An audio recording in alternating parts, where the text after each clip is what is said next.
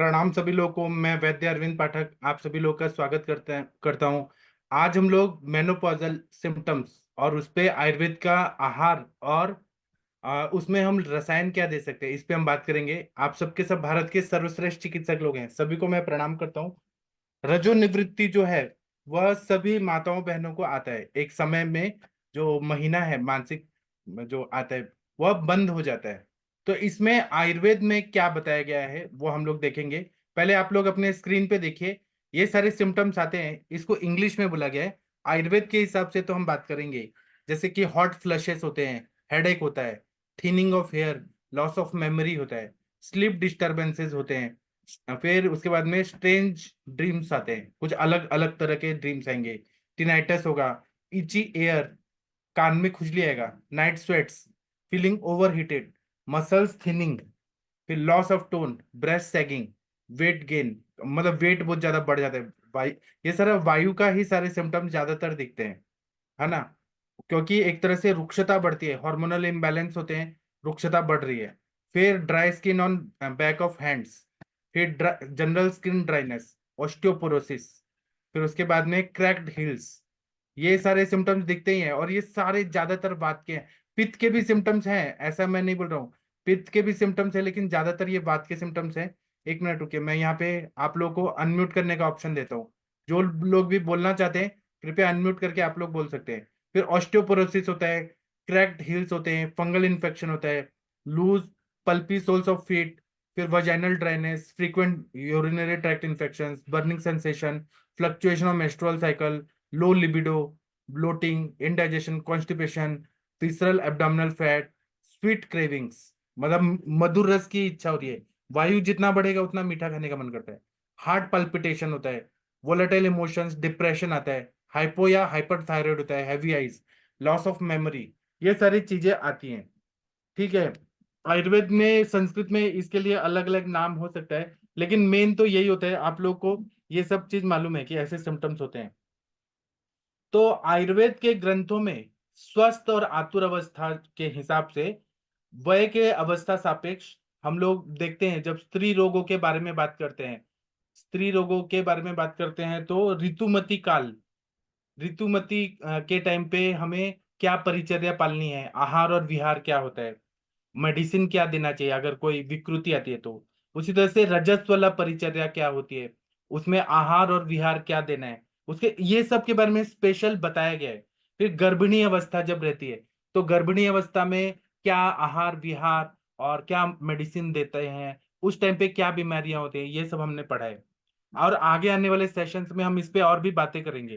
फिर सुतिका अवस्था जब रहती है, जब प्रेग्नेंट डिलीवरी हो जा रहा है उसके बाद में सुतिका अवस्था जब होती है, उस समय में आहार विहार संबंधी बहुत सारे ग्रंथ और संदर्भ उपलब्ध हैं।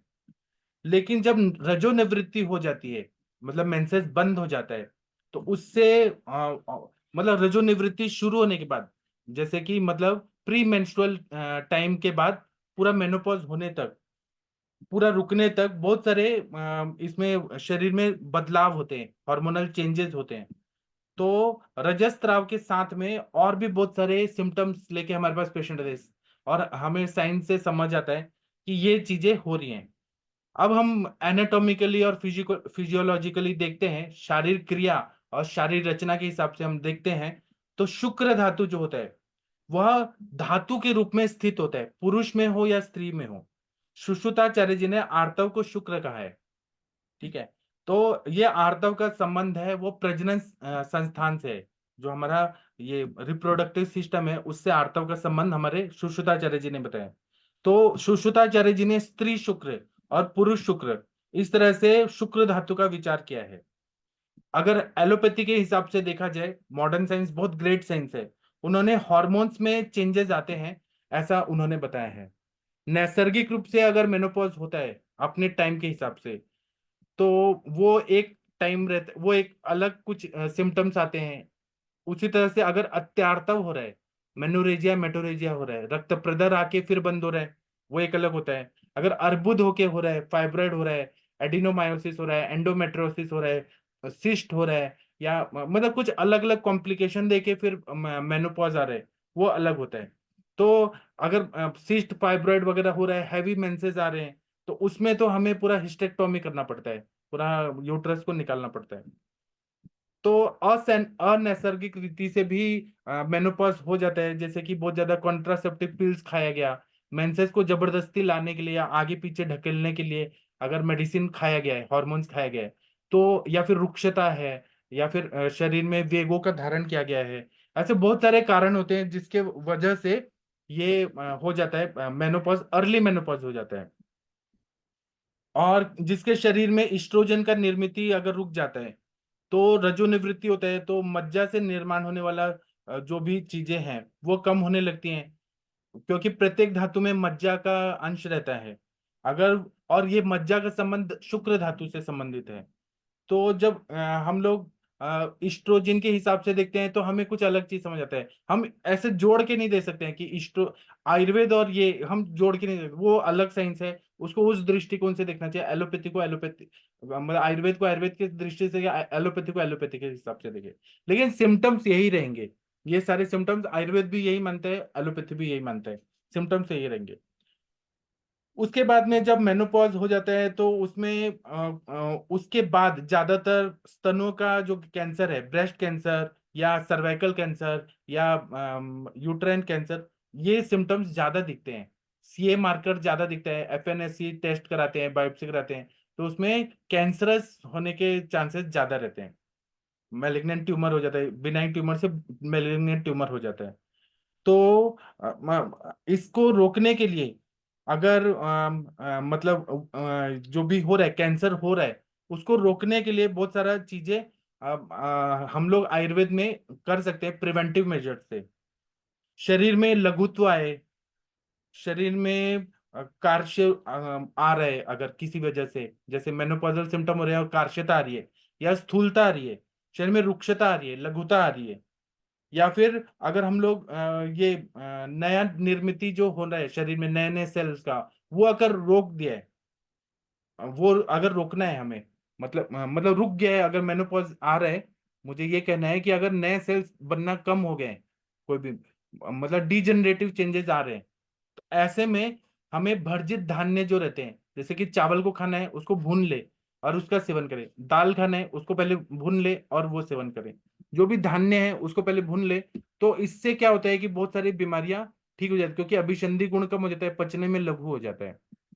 इसी तरह से कैंसर जैसे व्याधि है, उसमें विकृत सेल्स का बहुत ज्यादा जल्दी जल्दी वृद्धि होने लगती है विकृत स्वरूप से। तो उसको रोकना है, उसको नियंत्रित करना है। तो जो भुना हुआ धान्य है, जो हम लोग कढ़ाई में थोड़ा सा घी डाल के और भून देते हैं फिर उसका सेवन करते हैं, तो वो बहुत अच्छा रहता है। क्योंकि 50 ईयर्स के बाद में ऐसा आयुर्वेदिक वैद्य लोग जो हैं, उन लोगों का रिसर्च है, उन्होंने ये बताया है कि भर्जित धान्य ही खाना चाहिए। 50 साल के एज के बाद सभी को खाना चाहिए। चावल को भून के फिर उसको पानी डाल के पका के वो चावल खाएं तो वो सबसे अच्छा रहता है। उसी तरह से चावल से हम लोग खील बनाते हैं, जिसको हम लाहिया बोलते हैं मराठी में, लाही, उसका प्रयोग कर सकते हैं, लाजामंड का प्रयोग कर सकते हैं, दूध का प्रयोग कर सकते हैं, तक्र का प्रयोग कर सकते हैं। इसी तरह से भुना हुआ जो चावल है, उसका हम आटा बना सकते हैं, या चावल के आटे को भून सकते हैं, गेहूं के आटे को भून सकते हैं, जवारी के आटे को भून सकते हैं, बाजरी के आटे को, मक्का के आटे को भून सकते हैं। और उसका हम लोग जैसे ये बोलते हैं ना, स्मूदी बना के खा सकते हैं, या फिर हम लोग उसका दलिया बना के खा सकते हैं, वो बहुत अच्छा रहता है। और जो ये जो हम खील बनाते हैं लाया, वो जवारी से बना सकते हैं, बाजरी से भी बना सकते हैं, मक्का से, गेहूं से, राजगिरा से, नाचनी से, ये सब भी बना सकते हैं। मक्के का जो लाही बनता है वो मिक्सर में बहुत बारीक हो जाता है।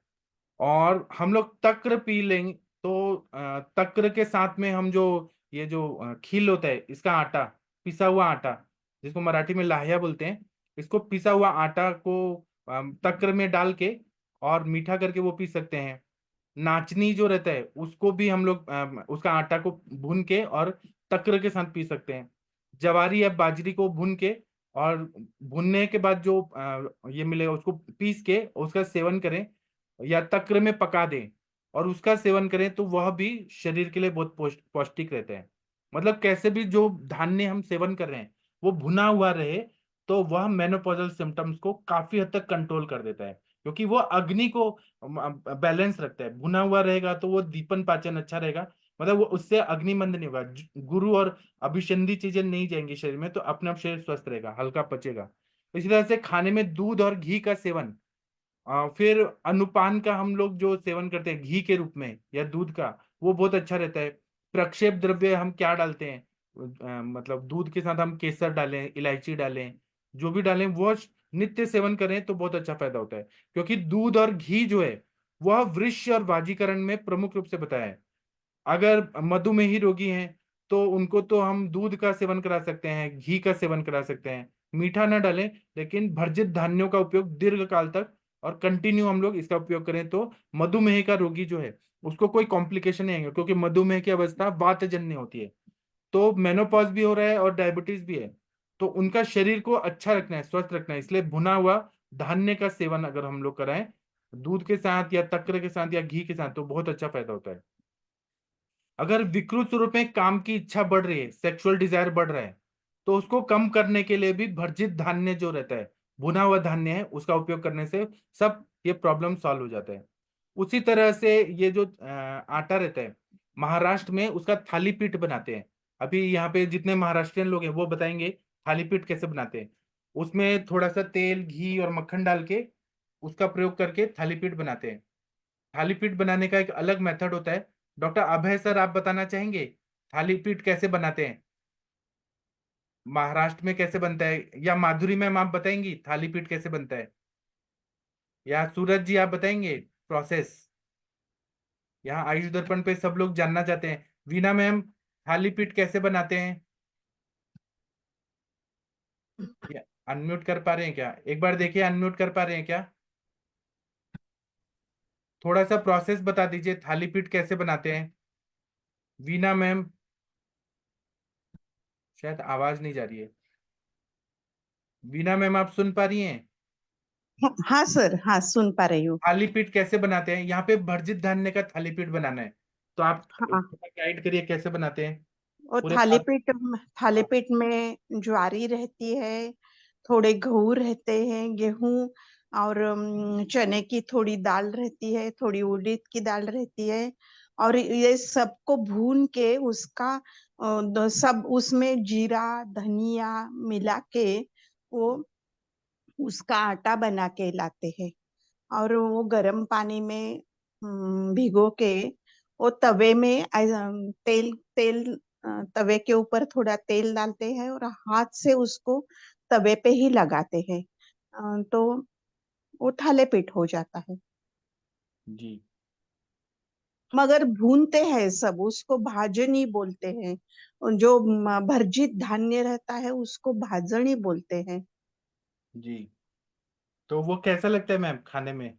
बहुत अच्छा लगता है, ऊपर से घी या नवनीत उसके ऊपर लेके वो खाने से वो लघु होता है।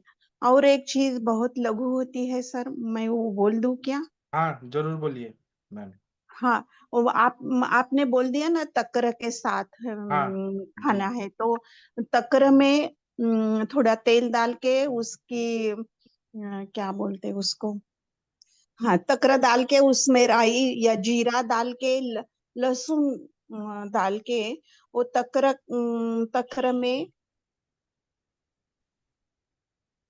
चावल ढोकला का बोलिए। आटा, चावल का आटा भिगो के हाँ। वो पकाने का हल्दी डाल के, वो भी बहुत उसको उक्कड़ बोलते हैं, उक्कड़। तो हाँ। बिल्कुल लघु है वो, जी। पचने में बहुत लघु है, और लहसुन है वहां में उसमें। तो जी। वो भी बहुत अच्छी टेस्टी भी लगती है और लघु है। हाँ। तो जी। ओके सर, इतना ही करना। हाँ बहुत अच्छा बताया मैम आपने। वो लाही रहती है ना, वो हाँ। तो ज्वार की लाही या चावल की हाँ। लाही बना के, जो हम पूजे में, लक्ष्मी जी के पूजे में वो लाही हम यूज करते हैं, तो वो तकर में डाल के उसको भिगो के उसके ऊपर जीरा और तेल या घी की थोड़ी फोड़नी डाल के वो खाते हैं, वो भी लघु है।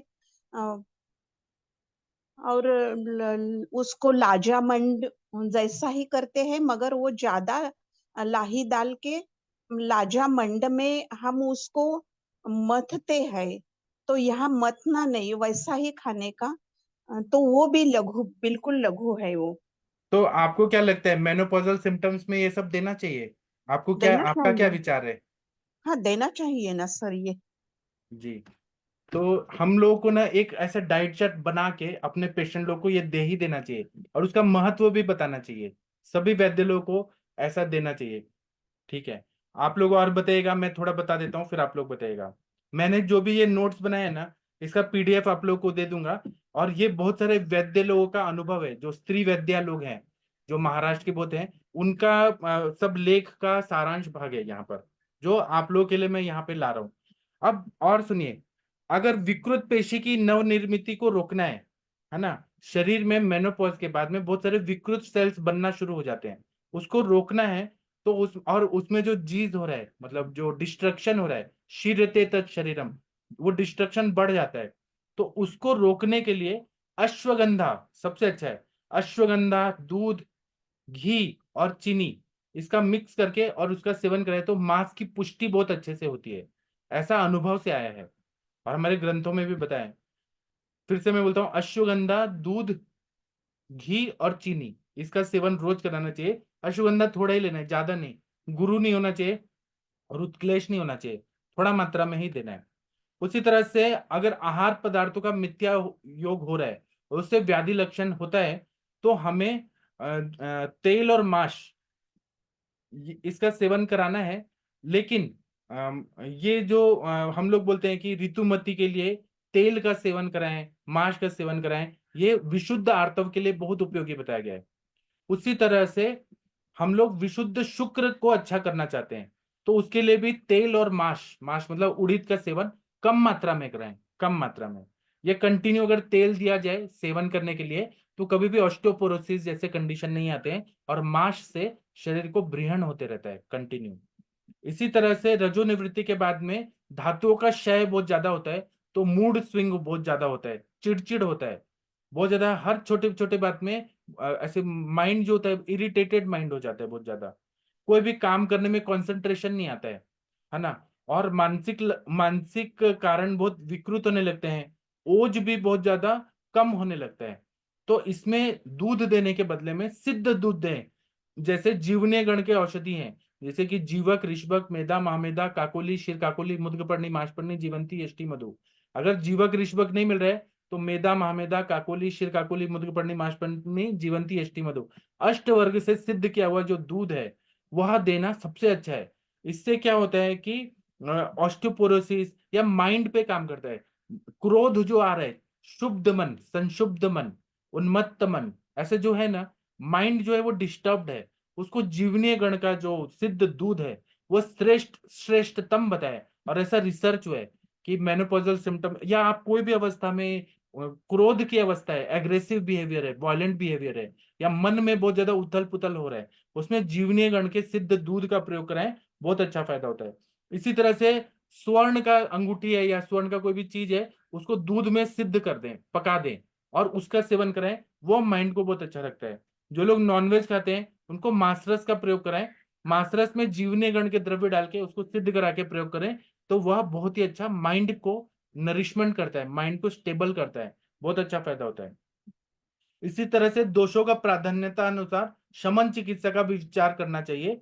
अगर जैसे कि चींटियां काट रही हैं, टिंगलिंग हो रहा है बहुत ज्यादा, ऐसा हो रहा है जैसे शरीर में वायु का सब हो रहा है, तो टिंगलिंग, नमनेस आ रहा है, या फिर छाती में पल्पिटेशन हो रहा है बहुत ज्यादा, मतलब क्योंकि वहां पे रस धातु की विकृति हुई है, हार्मोनल इम्बैलेंस हुआ है, रस की अग्नि भी विकृत हुई है, चक्कर आता है बार बार मेनोपॉजल सिम्टम में, तो शारीरिक और मानसिक स्तर पे काम करना है। तो हमें यहाँ पे वात शामक द्रव्य, जैसे कि हम लोग रासना सप्तक्वाद, दशमूला रेष्ट, ऐसे वात शामक द्रव्य दें, धमासा का प्रयोग करें, निशोत्तर का, अगर विरेचन कराने तो निशोत्तर का प्रयोग करें, जटामांसी, इन सब का प्रयोग करके आश्वासन दें। काउंसलिंग बहुत अच्छा से होना चाहिए, तो हमारे पेशेंट को बहुत अच्छा फायदा होता है। इसी तरह से कुछ कुछ माताएं बहनें जो रहती हैं पुराने जमाने की, आज के जमाने में भी वो व्रत वैकल्यता बहुत ज्यादा करती हैं। जैसे कि उपवास करना है, कुछ नहीं खाना है और भूखे रहना है, व्रत वैकल्यता बहुत ज्यादा रहती है, उससे वायु का प्रकोप बहुत ज्यादा होता है। जैसे कि नॉर्थ इंडिया में आप लोग देखिए, सब जगह ज्यादातर नवरात्रि किया जाएगा, अभी भी आएगा नवरात्रि का टाइम, तो लोग ना 9 दिन तक कुछ भी नहीं खाते हैं। वो अति मात्रा में शरीर का लंघन होने से उसको व्रत वैकल्यता बोलते हैं, उसके वजह से शरीर में वायु का प्रकोप होता है। और दूसरा क्या है कि फिर महाराष्ट्र से नीचे हम लोग जाते हैं पूरे साउथ इंडिया में, तो उपवास के टाइम पे लोग क्या खाते हैं, तो आलू का चीज खाते हैं, बटाटा, फिर स्वीट पोटैटो, रताड़े बहुत खाते हैं, तो ये बहुत खाया जाता है। या फिर साबूदाना का खिचड़ी, साबूदाना खाया जाता है, मूंगफली खाया जाता है, फिर जो फरसान वगैरह रहता है वो खाया जाता है, मतलब जो तीखा रहता है वो खाया जाता है, मिर्ची का चटनी, और फिर वो जो ककड़ी का जो ये कोशिम्बीर रहता है वो खाया जाता है। तो ये सब क्या करता है कि गुरु भी रहता है, उपवास कर रहे हैं लेकिन ये चीजों का सेवन कर रहे हैं। अब वो जैसा पद्धति है मैं उसके खिलाफ नहीं बोल रहा हूँ, लेकिन अति प्रमाण में खाए जा रहे हैं उसके खिलाफ बोल रहा हूँ। उसकी वजह से पित्त का प्रकोप होता है, ग्रहणी दृष्टि होती है। तो ऐसा अनुभव आया गया है कि अगर साबूदाना का खीर बना रहे हैं, दूध में खीर बना रहे हैं और उसमें यष्टि मधु और जायफल दे दिया जाए, तो शरीर का ओज अच्छा रहता है। कम मात्रा में देना है, लेकिन हमें साबूदाना का खिचड़ी से ज्यादा अच्छा है कि खीर बनाए दूध के साथ, यष्टि मधु और जायफल डाल के अगर दे, तो इससे शुक्र क्षय भी भर जाता है। आर्तव क्षय की वजह से जो शरीर में दुष्परिणाम हो रहे हैं उसमें ये बृहण करता है, बात का शमन करता है, ये बहुत अच्छा रहता है, दूध के साथ लेना चाहिए। इसी तरह से दूधी भोपला जो रहता है जिसको हम लौकी बोलते हैं, घिया तोरई, उसका प्रयोग शाक वर्ग में बताया है। और भोजन कुतूहल करके पुस्तक है या निघंटु रत्नाकर में दूधी भोपला या दूधी का जो सब्जी है सबसे बेस्ट बताया है। ये गर्भाशय का पोषण करता है, ये वृक्ष है। अगर मेनोपॉजल सिम्टम में गर्भाशय गया है तो वहां पे वात का प्रकोप हुआ है बहुत ज्यादा, एंडोमेट्रियम लाइनिंग बहुत ज्यादा ड्राई हो गया है, अब उसको भी पोषण मिलना चाहिए क्योंकि वो शरीर का एक अवयव है, बहुत महत्वपूर्ण अवयव है। तो इसलिए वृक्ष भी है। लौकी का हम हलवा बना के नॉर्थ इंडिया में लोग खाते हैं, या कोफ्ता बना के खाते हैं। तो हृदय भी है, धातु पुष्टिकर है, और ये हृदय के स्नायु जो रहते हैं, कार्डियक मसल्स, उनको बल देता है। इसी वजह से मांस शोष, अध्वशोष, अध्वशोष मतलब ट्रैवलिंग बहुत ज्यादा हो रहा है उसकी वजह से शोष हो रहा है, या हृदय व्यासात मतलब कार्डियोमेगाली हो रहा है बहुत ज्यादा, हृदय का व्यास हो रहा है, या फिर वात पित्तज हृदय रोग है। इसमें हृदय के जो स्नायु हैं जैसे कार्डियक मसल्स हैं, उनको अगर हमें वो क्योंकि दुर्बल हो जाते हैं, मांसकोश, अध्वशोष, हृदय व्यास या वात पित्तज हृदय रोग में, तो इसमें लौकी का जो स्वरस है, जो घिया तोरई बोलते हैं, घिया बोलते हैं, दूधी भोपला, उसका स्वरस लेना है, मधु और जीरा डाल के मिक्स करके और उसका सेवन कराना है। इससे बहुत अच्छा फायदा होता है। और ये जो शब्द मैंने बताया कि हृदय व्यास होता है, मांसकोश और अधोकोश से कार्डियक मसल्स पे बहुत ज्यादा प्रेशर आता है, सूखने लगते हैं, तो इसको कार्डियक कैकेक्सिया बोलते हैं, मतलब हार्ट के मसल्स को नरिशमेंट नहीं मिल रहा है, तो कार्डियक कैकेक्सिया जो रहता है उसमें लौकी का स्वरस, मधु और जीरा, इसका कंटिन्यू सेवन कराया जाए रसायन के रूप में, तो बहुत अच्छा फायदा होता है।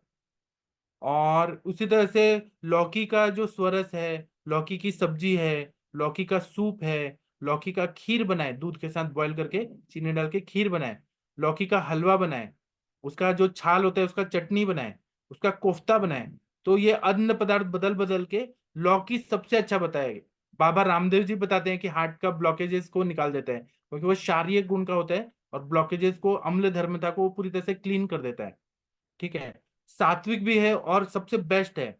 और बनारस हिंदू यूनिवर्सिटी है, बीएचयू में एक रिसर्च हुआ है, रिसर्च पेपर है कि जो मेनोपॉजल सिम्टम्स होते हैं, रजोनिवृत्ति का टाइम होता है, उसमें शारीरिक और मानसिक चेंजेस होते हैं और उसका मेडिसिन, तो उसमें ये दूधी भोपला पे रिसर्च हुआ, लौकी पे, तो बहुत ही अच्छा पॉजिटिव रिजल्ट पाया गया।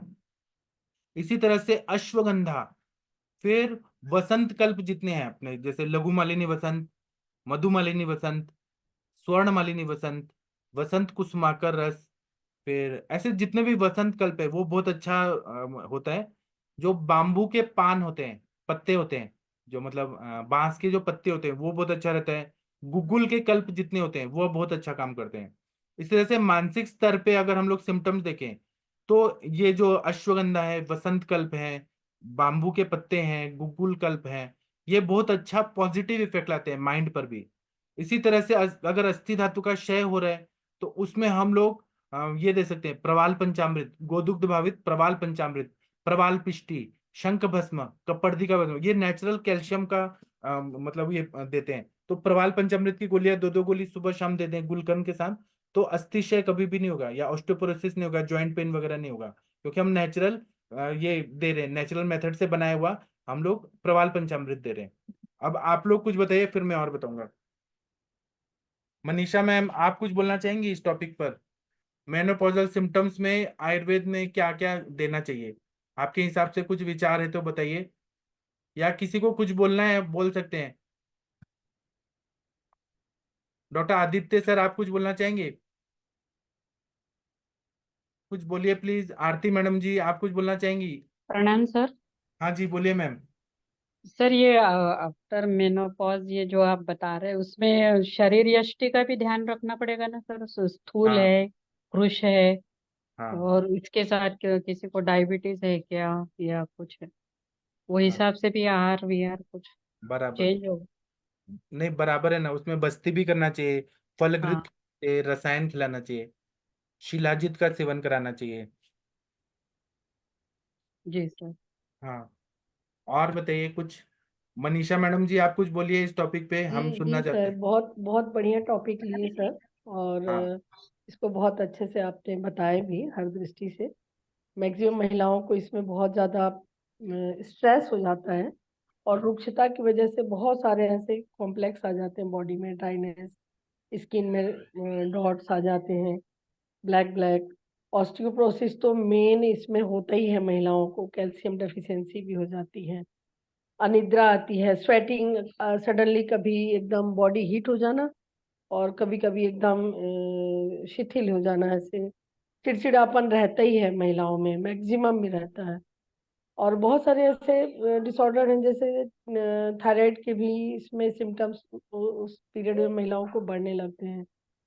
किसी भी बात को बहुत डीपली रखना, छोटी छोटी बातों में, कभी कभी तो महिलाएं ऐसी होती है कि वो रोने भी लगती हैं, छोटी छोटी चीजों में रोने लगती, बच्चों जैसे बिहेव करने लगती हैं, और उनको खुद भी समझ में नहीं आता है कि क्या हुआ है, कैसे हुआ है। हाथ पैर तलवों में जलन हो जाना, वीकनेस आना, बॉडी वेट बढ़ जाना। और ये तो कॉमन इसमें है, महिलाओं में होता है। और आजकल महिलाएं क्या है कि पहले रेस्टलेस हैं, पहले क्या है सामूहिक परिवार में रहती थी तो उनको हर तरह से आराम मिलता था, और परिवार में बहुत ज्यादा संवेदनाएं रहती थी, एक दूसरे को केयरिंग मिलता था। अभी बिल्कुल भाग दौड़ की लाइफ है, तो इसमें बहुत प्रॉब्लम आ रहा है, बहुत ज्यादा। तो बात की इसमें तो रहती ही है उसको उग्रता, साथ में जो मानस पे इफेक्ट हो रहा है उससे ज्यादा ही परेशानी हो रही है। महिलाएं आती है, बहुत मुश्किल जाता है उनको, बस्ती और नस से बहुत अच्छा काम करता है, नस से। और सिरोधारा मोस्ट इम्पोर्टेंट है इनको इस टाइम पे, सिरोधारा देना, शक्तिशाली पिंड देना, और स्नेहन स्वेदन कराना, बहुत अच्छे से केयरिंग करना, इनको बहुत अच्छे माहौल देना। कोई भी बात यदि कभी चिढ़ के करें तो परिवार उसको समझे, तब तो ठीक है, नहीं तो बहुत बहुत लड़ाई झगड़े भी होते हैं परिवार में, बहुत स्ट्रेस होता है, और वो एंजाइटी में फिर चली जाती है। जी सर। हाँ, एक डॉक्टर साहब ने मुझे मैसेज किया है यहाँ पर कि मेनोपॉज के बाद आर्थेरोस्क्लेरोसिस बढ़ जाता है, ऐसा क्यों होता है? अब वहां की जो रक्त वाहिनियां हैं वो क्या रहती हैं, वो रुक्ष होने लगती हैं, ड्राइनेस, क्योंकि स्नेहांश की कमी हो रही है, बात का प्रकोप का टाइम हो रहा है। ये तो अर्ली एज में भी हो जाता है। तो आर्थेरोस्क्लेरोसिस क्या है, एक तो आम बहुत ज्यादा है, धात्वग्नि मंद है, भूताग्नि मंद है, ये कारण है। तो आम जाके सब आर्टरीज में जमा हो रहा है, और वहां पे रुक्षता बढ़ रही है, खरता बढ़ रही है, परुषता बढ़ रही है, और वो वहां जाके आर्थेरोस्क्लेरोसिस जैसे कंडीशन करने लगता है।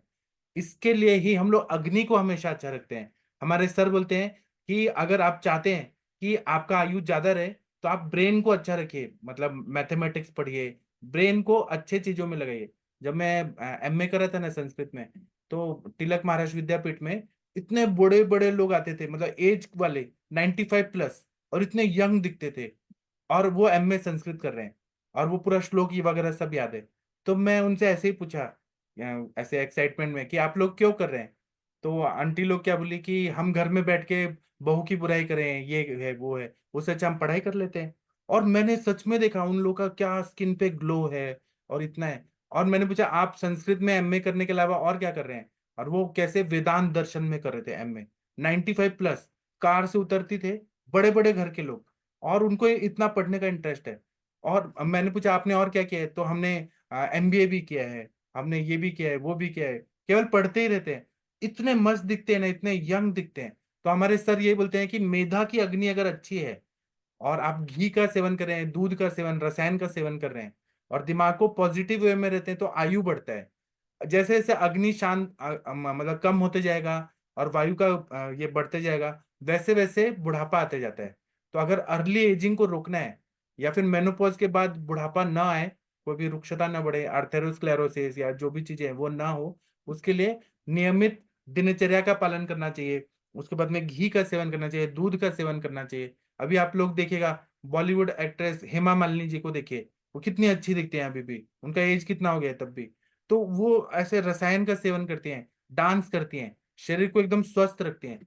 तो ये चीज अगर किया जाए ना, तो हम शरीर को बचा सकते हैं। मैं और कुछ बताऊंगा, फिर आप लोग बताइए।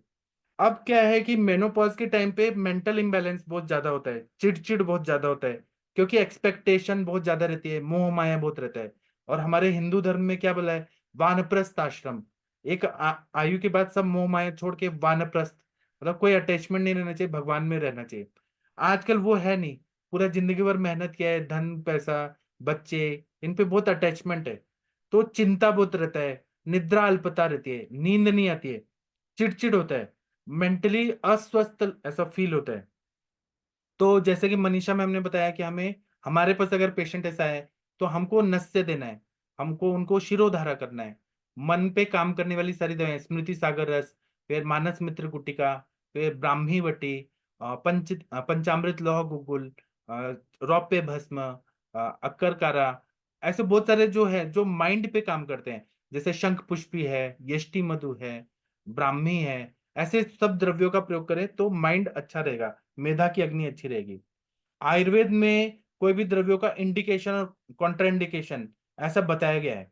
तो बताया कि ज्यादा खाना खाना भी विश्वत होता है, ज्यादा खाना भी नहीं खाना है, आधा पेट खाना है। इतना खाना है कि हमको कहीं और किसी के घर जाना है तो भी हमारा पेट खाली रहे, हम उधर भी खा सकें, इतना ही खाना खाना है। तो इसलिए त्रिविध कुक्षीय अध्याय लिखा गया है।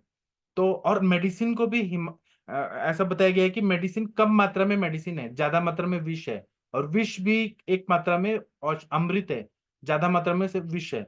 इसीलिए इसमें अमृत भल्लाता का प्रयोग किया जाता है, लेकिन वो प्रकृति देख के। जैसे कि भल्लाता का प्रयोग अमृत में बोला है, भल्लातक सिद्ध घृत, अभी गर्मी में नहीं ठंडियों में। उसी तरह से भल्लातक का सिद्ध दूध, मधु के साथ या गुड़ के साथ, चावल के साथ भल्लाता का परपटी प्रयोग करें, घी का प्रयोग करें, तेल का प्रयोग करें। ऐसे हम भल्लाता का प्रयोग कर सकते हैं, पिपली रसायन का प्रयोग कर सकते हैं, गुड़ूची रसायन का प्रयोग कर सकते हैं, शतावरी रसायन, त्रिफला रसायन का प्रयोग कर सकते हैं, आमलकी रसायन का प्रयोग कर सकते हैं, शिलाजतु रसायन, लौह रसायन, ताम्र रसायन, स्वर्ण रसायन। ऐसे बहुत सारे रसायन हमारे ग्रंथों में बोला है। उसका प्रयोग अगर हम युक्ति पूर्वक करें, और प्रकृति और दोषों के हिसाब से च्यवन प्राशावले, अमृत प्राशावले, अगस्त हरित की, शतावरी कल्प, इनका प्रयोग करें तो बहुत अच्छा फायदा होता है। इसी तरह से हमें आहार जो भी हम खा रहे हैं, उसकी जरूरत है कि नहीं है शरीर को, कितना मात्रा में खाना है, उसको ध्यान में रखें। गेहूं और चावल को अगर कोई यूज कर रहा है तो वो करने से अच्छा है जवारी का प्रयोग करें, क्योंकि वो हल्का रहता है। फिर जवारी का जो उक्कड़ बनाते हैं, जो मैम ने कहा, उक्कड़ बनाते बॉईल करके, या जवारी का इडली बनाए, जवारी का थाली पीठ बनाए, ऐसे करे तो वो पचने में हल्का रहता है। कभी कभी बाजरी भी रहता है, वो भी हल्का रहता है, कम मात्रा में प्रयोग करें। उसी तरह से कंप्यूटर में प्रोग्राम कर ले कि हमको क्या क्या खाना है, किस हिसाब से उठना है, किस हिसाब से मंदिर भगवान के पास जाना है। अगर इस्लाम को मानते हैं तो मस्जिद, मतलब जो भी चीजें मानना है वो पूरा फॉलो करें, तो बहुत अच्छा फायदा हो जाता है। नाश्ते में क्या खाना है, सब्जी में क्या खाना है, एक एक मतलब एक हमारा प्रोग्राम रहेगा ना, तो हम अच्छे से अपने आप को मेंटेन कर पाएंगे। इसी तरह से महाराष्ट्र में भुना हुआ मूंग दाल का प्रयोग करते हैं। पंढरपुर का एक दाल मिलता है, स्पेशल दाल पंढरपुर का, वो प्रयोग करें, मूंगफली का प्रयोग करें, खजूर का, गुड़ का, इनका लड्डू बना के प्रयोग करें, बहुत अच्छा फायदा होता है। ड्राई फ्रूट्स का भी प्रयोग करें हिसाब से, लड्डू बना के, वो बहुत अच्छा रहता है। फिर सब्जियों का पराठा बना के खाएं, जैसे मेथी का पराठा और फिर गोभी का पराठा, ऐसे हल्का और कम मात्रा में खाएं। फिर कोफ्ता बना के खाएं, कटलेट बना के खाएं, तो इससे बहुत अच्छा फायदा होता है। और हम एलोपैथी के हिसाब से भी कोलेस्ट्रॉल ज्यादा ना बढ़े, इसलिए डालडा का, वनस्पति घी का ज्यादा सेवन ना करें, बहुत ज्यादा तेल वाली चीजें ना खाएं, और कैलोरी वगैरह ना देखें कि इतना कैलोरी बढ़ेगा। हमारे शरीर को जितना जरूरत है उस हिसाब से खाएं। और तेल में तल के ना खाएं, भून के खाएं कोई भी चीजें, तो वो बहुत अच्छा फायदा होता है। जंक फूड ना खाएं। इतना अगर हम लोग करें ना तो मेनोपॉज के बाद जो भी सिम्टम्स है वो नहीं होता है। पंच कम करना है तो सर्वश्रेष्ठ है। बस्ती, मात्रा बस्ती का प्रयोग करें तो बहुत अच्छा फायदा होता है। अब इस पर आप लोग का क्या अनुभव है, आप लोग बताइए। वीना मैम, आप कुछ बोलना चाहेंगी क्या? वीना मैम, महेंद्र सर, आप कुछ बोलना चाहेंगे इस टॉपिक पर? Hello sir. हाँ जी, बोलिए मैम, बोलिए सर। हेलो सर, मतलब वो चाय बहुत पी जाती है मतलब स्त्रियों में जनरली, तो हम लोग मतलब चाय के लिए एक सब्स्टिट्यूट दे सकते हैं काढ़ा वगैरह, जैसे खड़ी शक्कर और काले मनु के, मतलब उसको क्या बोलते हैं हिंदी में, मनु के, किशमिश, मनुका ही बोलते हैं। किशमिश, हाँ किशमिश, किशमिश, ब्लैक रेसिन्स और खड़ी शक्कर का मतलब काढ़ा बोल सकते हैं। और उसमें जर्दाड़ू, मतलब मराठी में जर्दाड़ू बोलते हैं उसको, वो डा वो डाल के उसका मतलब काढ़ा भी दे सकते हैं चाय की जगह। मतलब थोड़े किशमिश लिए, हाथ से मतलब सोल के, हाँ उसमें उसमें 2 कप पानी डाला और हाँ खड़ी शक्कर डाली फ्लेवरिंग के हिसाब से। मतलब ये जिनको डायबिटीज नहीं है उनके लिए मतलब अच्छा होगा मतलब। हाँ और वो क्या, अंजीर भी डाल सकते हैं इसमें, ड्राई फ्रूट में जी अंजीर, ब्लैक रेसिन्स और खड़ी शक्कर। इसका अगर और जिसको मतलब चाय पसंद है उसको अगर इसमें थोड़ा सा मतलब सूंठ डाला तो फ्लेवरिंग के लिए भी अच्छा रहेगा ये। जी तो चाय के लिए मतलब ये सब्स्टिट्यूट देते हैं हमारे इधर, तो मनु का सूप ऐसे करके देते हैं। जी। मतलब इससे मतलब एज भी बढ़ने में और रक्त पेट साफ अच्छा होता है, रहने में। और रक्त भी अच्छा रहता है, और पेट भी साफ होता है मनुका हाँ से। सर, मतलब ये। हाँ, ठीक है। और पेरिस्टाल्टिक मूवमेंट अच्छा रहता है पेट का, उसमें कॉन्स्टिपेशन वगैरह नहीं होता। दूसरा बात है कि मात्रा बस्ती किससे दे, ऐसा प्रश्न है, तो धानवंतर तेल सबसे अच्छा है। फिर बला तेल, सहचरादि तेल, मात्रा बस्ती दे, बहुत अच्छा फायदा होता है। मेरे पास ऐसे बहुत सारे पेशेंट आती हैं जो पोस्ट मेनोपॉजल आई हैं, तो उनको मैं साल में 7 दिन बुलाता हूँ। कभी भी आप 7 दिन आइए, मात्रा बस्ती लेके जाइए, तो साल भर उनको कोई टेंशन ही नहीं रहता। कभी ज्वाइंट पेन नहीं, कभी कुछ नहीं, कुछ नहीं, हमेशा स्वस्थ रहते हैं। तो ये बहुत ही इंपॉर्टेंट है, जो आयुर्वेद दे सकता है समाज को, उतना अच्छा कोई साइंस नहीं दे सकता। क्योंकि एलोपैथी में तो बीपी की गोली शुरू हो गई, डायबिटीज की शुरू हो गई, कैल्शियम की गोली शुरू हो गई, तो लाइफ लॉन्ग लेना पड़ता है, और कैल्शियम भी एब्जॉर्ब नहीं होता, इस तरह की गोलियां रहती हैं। और एलोपैथी साइंस में स्नेहन का कॉन्सेप्ट नहीं है, अग्नि का कॉन्सेप्ट नहीं है बिल्कुल भी। हाँ बोलिए वीना मैम, बोलिए। हाँ, मैंने योग शास्त्र में मास्टर किया 2 साल पहले। तो मेरा रिसर्च पेपर यही था, मेनोपॉज, कुछ प्राणायाम और भ्रामरी प्राणायाम मेनली, और अभ्यंग और मात्रा बस्ती, ऐसा विषय लेके मैंने 50 लेडीज ले लिए थे उसमें, उनको सिखाया और मैंने मात्रा बस्ती दिया। वो लेडीज अभी भी बस्ती नहीं लेती मगर अभ्यंग करती है, क्योंकि वात प्रकोप बहुत ज्यादा रहता है। नस्य करने से या अभ्यंग, नियमित योगासन करने से या प्राणायाम करने से सब बहुत से जो लक्षण है वो कम हो जाते हैं सर। बस्ती तो अत्यंत इफेक्टिव है उसमें। जी बस इतना ही कहना था सर। जी। और किसी को कुछ बोलना है तो बोल सकते हैं इस टॉपिक पे, जिसको भी बोलना है बोल सकते हैं।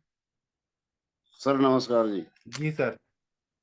मैं कह रहा था इसमें एक तो यदि अपने अग्नि पे काम करें जी और लहसुन का जो रसायन है वो प्रयोग करें और शतावरी का प्रयोग करें तो जी उसी से ये जो सारे लक्षण हैं वो सारे ही खत्म हो जाते हैं। खैर मात्रावस्थी और नस ये तो नेसेसरी है, जी ये तो जरूरी है। बाकी इनके साथ में यदि आप अग्नि पे काम करके और रसायन का प्रयोग करें तो उससे बहुत कुछ समस्याएं समाप्त हो जाती हैं। जी सही बताया आपने। और किसी को कुछ बोलना है तो बोल सकते हैं। प्रशांत भट्ट जी, आप कुछ बोलना चाहते हैं? पल्लवी मैम कुछ बोलना चाहते हैं इस टॉपिक पर? आप लोग जितना बोलते हैं ना, आप लोग का और दिमाग चलता है कि और क्या क्या करना है, इसलिए बोला करिए आप लोग। कुछ बोलिए आप लोग। हरिहर सर, आप कुछ बोलना चाहेंगे इस टॉपिक पर? सर हेलो सर, मैं माधुरी बोल रही हाँ हूँ बोलिए सर। मैम। सर वेट बहुत बढ़ता है मेनोपॉज में, एक्सरसाइज हम जो बोले तो भी कंट्रोल करना कैसे होगा सर तो वेट का। मेदावृत वात है, इसलिए तो मात्रा बस्ती दे सकते हैं ना, सहचरादी तेल का। और हम मेद को कम करने के लिए खाना पीने का परहेज बोले, घूमना फिरना कंपलसरी है, बैठे नहीं रहना है, सेडेंटरी लाइफस्टाइल नहीं करना चाहिए। और हमें उनको ये देना चाहिए, लेखनीय गण वो देना चाहिए, त्रिफला गुगुल, नवा गुगुल, मेदोहर गुगुल, चंद्र प्रभावटी, आरोग्यवर्धिनी वटी। वेट को कम रखना चाहिए। हाँ सर, तो बहुत कभी सारे कभी मेरे पास ऐसे पेशेंट आते हैं, मैं उनको कभी आपसे मिलाऊंगा, वो लोग 85+ हैं, लेकिन एज में लगते हैं कि 40 साल की हैं। इतना यंग है वो अभी भी। हाँ बोलिए मैम। हरिहर सर, आप कुछ बोलना चाहेंगे? मेनोपॉजल सिम्टम्स में क्या करना चाहिए? नहीं सर, हम तो अभी अब सारस्वता रेस ब्राह्मीवटी जी ऐसी चीज देते हैं। हाँ जी सर। और कोई कुछ बोलना चाहते हैं, बोल सकते हैं प्लीज। Hello sir. हाँ जी बोलिए सर।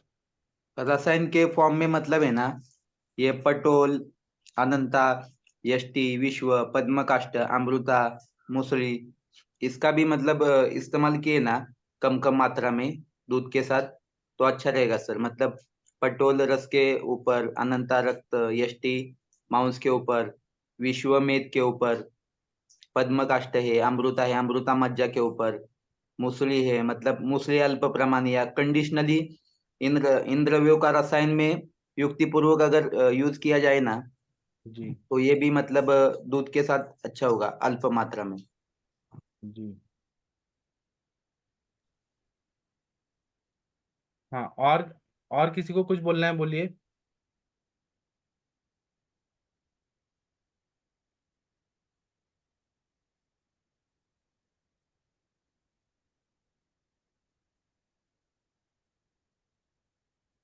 किसी को कुछ बोलना है बोल सकते हैं, नहीं बोलना है तो कोई बात नहीं। हाँ हेलो वैद्य सर। कामिनी जी बोलिए मैम। सर मुझे थोड़ा सा हॉट फ्लैशेस के बारे में बताइए। चलिए वीना मैम, आप कुछ बताइए। हॉट फ्लशेस हो रहे तो क्या करना चाहिए? पित्त शामक चिकित्सा करनी है इसमें। जैसे कि आप प्रवाल पिष्टी गुलकंद के साथ लीजिए, प्रवाल पंचामृत लीजिए, गैरिक भस्म लीजिए, लघु शेखर लीजिए, कामदूधा रस। और क्या बताएंगे? मधुर तिक्त कषाय रसात्मक द्रव्यों का प्रयोग करें तो उससे हॉट फ्लशेस काफी हद तक ठीक होते हैं। बाकी लोग बताइए ना, मैं क्यों बोलूंगा, आप लोग बताइए। माधुरी मैम आप कुछ बताइए, हॉट फ्लशेस में क्या करना चाहिए? सर आपने बराबर बोला, यही देते प्रवाल पंचामृत, कामधुता, आम्ल की रसायन। और सर ये क्या सर सर अपना ब्राह्मी वटी, सारस्वत अरिष्ट। और सर हम लोग प्राणायाम भी बोलते हैं, नाड़ी शोधन, ओमकार, थोड़ा शांति बरोबर ये आहे. हो जाता है सर। शीतली त्याच्या प्राणायाम.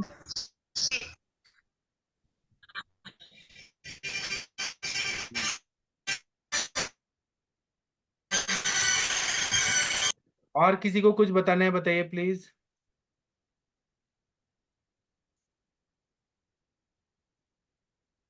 कुछ बताइए प्लीज, कुछ बताइए। सर यष्टि मधु भी दे सकते हैं हॉट फ्लैशेस में। हाँ पंचघृत जो गोकुल आता है वो अच्छा अच्छा फंक्शन है उसका। हाँ। महातिक्त घृत भी अच्छा काम करता है, तिक्त मात्र रसात्मक। हाँ और सर अगर वेट ज्यादा हो तो उद्वर्तन भी करवा सकते हैं हम। हाँ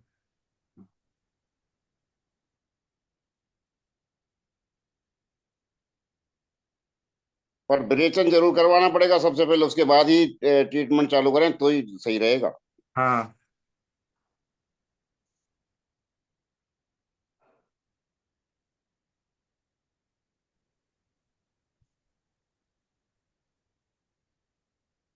ठीक है, और किसी को कुछ बोलना है तो बोल सकते हैं। आप लोग सोचिए और क्या क्या कर सकते हैं। हाँ, यहाँ पे पल्लवी मैम ने बहुत अच्छा लिखा है, नष्ट पुष्पांतक रसवटी फॉर हॉट फ्लशेस। ये कैसे काम करता है ये मैम ही बता सकती हैं। चंद्रकला रसवटी ये समझ गया, चंदनादि घनवटी ये बताया, ठीक है। नष्ट पुष्पांतक रस कैसे काम करता है हॉट फ्लशेस में, ये मुझे नहीं समझ आया। पल्लवी मैम के दिमाग में क्या है मालूम नहीं। और किसी को कुछ बोलना है बोल सकते हैं, अपना विचार रखना है रख सकते हैं। प्रशांत भट्ट जी कुछ बोलना है तो बोल सकते हैं। अब जैसे और भी है, यूरिनरी इनकंटिनेंस हो रहा है, तो इसमें मात्रा बस्ती अच्छा काम करेगा वहां के, क्योंकि वहां के मसल्स बहुत वीक हो रहे हैं, तो उसको ताकत देने। वजाइनल चेंजेस हो रहे हैं तो पिच्चू रख सकते हैं, है ना, शतावरी घृत का या फिर फल घृत का। और कॉन्स्टिपेशन और गैस है तो अनुलोमन करें, बस्ती दें। जैसे जैसे सिम्टम्स है हमें सिम्टोमेटिकली देखना है। स्किन और हेयर चेंजेस हो रहे हैं, तो जितना हो रहा है वो हो रहा है, लेकिन हम उसको कंट्रोल प्रिवेंट तो कर सकते हैं। तो हम लोग अभ्यंग करें, अभ्यंगम माचरे नित्यम स जराश्रम वातः। अभ्यंग करना आप, तेलाभ्यंग, शिरोअभ्यंग करना आप, पादाभ्यंग करना, ये कर सकते हैं। अगर इन्फ्लेम्ड ये है, यूटीआई बार बार हो रहा है, तो चंद्रप्रभा वट्टी रखें, स्वच्छता रखें, चंदन बड़ा लाक्षादि तेल का योनि पिच्चू रखें। बहुत अच्छा है, ये सब बता रही हैं और ये पल्लवी। चंद्रकला रस दे सकते, चंद्रकला अच्छा हाँ, काम। ताप्यादि लॉ सबसे अच्छा रहता है, एचपी को मेंटेन रखता है। जी, बहुत अच्छा बताया आप लोगों ने। हाँ, कामिनी मैम कुछ बोलना चाहती हैं। सर वजाइनल ड्राइनेस में क्या करें? वजाइनल ड्राइनेस में ऐसे बहुत सारे पेशेंट आते हैं जब वेगावरोध किया जाता है, स्ट्रेस रहता है, कॉन्स्टिपेशन रहता है, तो पिचू पिचू रखना सर्वश्रेष्ठ चिकित्सा आयुर्वेद ने बताया, root of administration of drug. तो आप गॉज पीस लाइए, उसमें कॉटन डालिए और उसको ऐसे गांठ बांध के अच्छा स्टरलाइज, उसको आप शतावरी घृत में डिप करके और वहां पे रख दीजिए। ऐसा आप 1 महीना करेंगे ना, 100% वजाइनल ड्रेनेज ठीक हो जाएगा। और जितना वजाइनल ड्रेनेज ठीक होगा उतना माइंड भी स्टेबल रहेगा। ऐसा है, बहुत अच्छा फायदा होता है योनि पिचू का।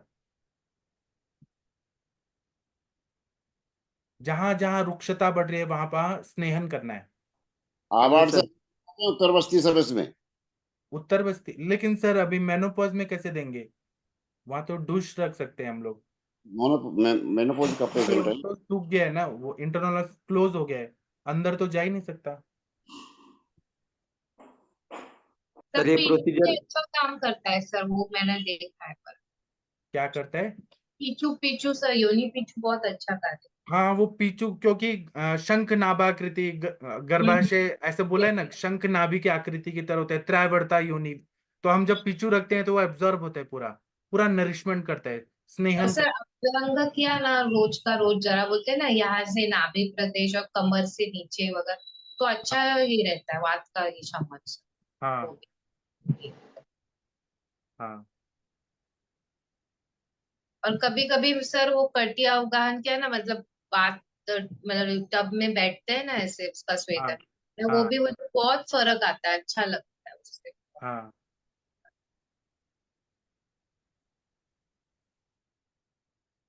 ठीक है, बहुत अच्छा बताया आपने, बहुत अच्छा बताया। सभी लोग का धन्यवाद, क्योंकि आप लोग इतना अच्छा विषय पे इतना अच्छा डिस्कशन करने के लिए आए। और डॉक्टर एन जी नदीम जी बोल रहे हैं कि दीपन पाचन के लिए हिंगवाष्टक चूर्ण यूज कर सकते हैं खाने में, बहुत अच्छा बताया आपने। इसमें हम लोग दीपन पाचन के लिए लवण भास्कर चूर्ण का प्रयोग कर सकते हैं, शिवाचार पाचन चूर्ण अवस्था के हिसाब से, फिर लवण भास्कर चूर्ण, अजमोदादि चूर्ण, दाढ़ी मास्टक चूर्ण, आरोग्य वर्धिनी वटी, सुशेखर रस, प्रवाल पंचामृत। प्रवाल पंचामृत जो अर्क भावित रहता है, अर्क दूध से भावित। तो ऐसा बोला जाता है कि सूर्य जिस तरह से है में, उसी तरह से अर्क भी हमारे पृथ्वी पर है, जहां पर भी अग्नि मान्यता बहुत ज्यादा है। तो अर्क क्षीर भावित प्रवाल पंचामृत दीपन पाचन का कार्य करता है, उसका प्रयोग कर सकते हैं। शुद्ध शेखर रस का प्रयोग कर सकते हैं, वो भी दीपन पाचन करता है, साम पित्त को वो पचाता है। ऐसे बहुत सारी दवाइयां हैं, द्राक्षासव, द्राक्षारिष्ट, पुनर्नवासव, पुनर्नवारिष्ट, आसवरिष्ट बहुत है, परपटी कल्प है, लवण कल्प है, बहुत सारे द्रव्य हैं, लशुनादिवटी, शंखवटी, बहुत सारे, अग्नितुंडी वटी, अग्नि कुमार रस, बहुत सारे द्रव्य हैं जिससे दीपन पाचन होता है। या अजवाइन का प्रयोग करें, शुंठी का प्रयोग करें, पिपली का प्रयोग करें, अवस्था के हिसाब से करें तो दीपन पाचन होता है बहुत अच्छा।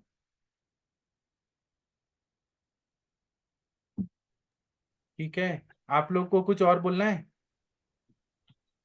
सर एक बात पूछना था, वो अपस्मार वाली है ना, हाँ सर।